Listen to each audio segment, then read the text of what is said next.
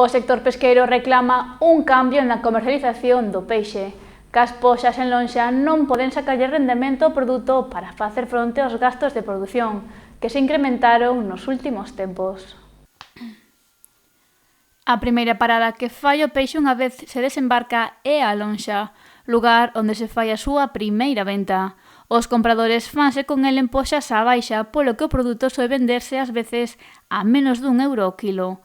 Sen embargo, na seguinte parada da cadea, nos puntos de venta ao consumidor o comercializan a un prezo máis elevado, que moitas veces se multiplica por 5, sacándolle un beneficio co que non contan os pescadores. Vamos, que é de toda a vida. Iso é así, nós non podemos incrementar os gastos de produción.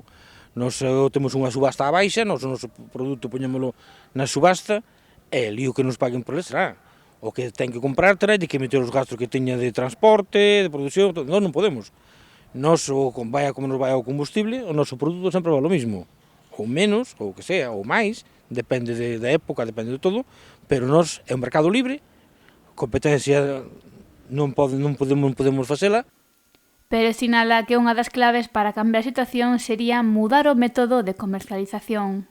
Pois teríamos que buscar unha fórmula para o pescador. Teríamos que poñer como unha frutería o precio do peixe ao que queremos vender. Porque eu cando vou a un supermercado, cando vou a unha frutería, cando vou comprar patatas, o primeiro que vexo é o cartel do precio que ten que poñer. En cambio, no meu produto eu poño na lonja e pagan o que ven conveniente por ele, ou o que eles creen, ou o que sea. Aí por onde teríamos que empezar. Xa vos digo, o mercado é libre, cada un pode poñer o precio que queira, e o que non queira, o que sea, o que ele vexa conveniente. Eu non podo poñelo.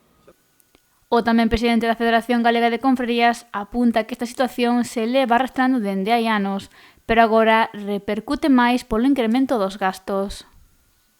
Hai 30 anos vendió o peixe tan ou máis caro que agora, non tiña nin a mitad, non tiña case ningún gasto de produción, o combustible como iba, o cebo, pois tamén todo aparello se era moito máis barato, e sempre lle sacaba un rendimiento, non? Sempre levabas algo para casa. Agora é moito máis difícil. Pérez afirma que levan anos protestando, pero que ninguén fixo nada, polo que o sector pesqueiro ten que seguir vendendo o seu produto a través das poxas.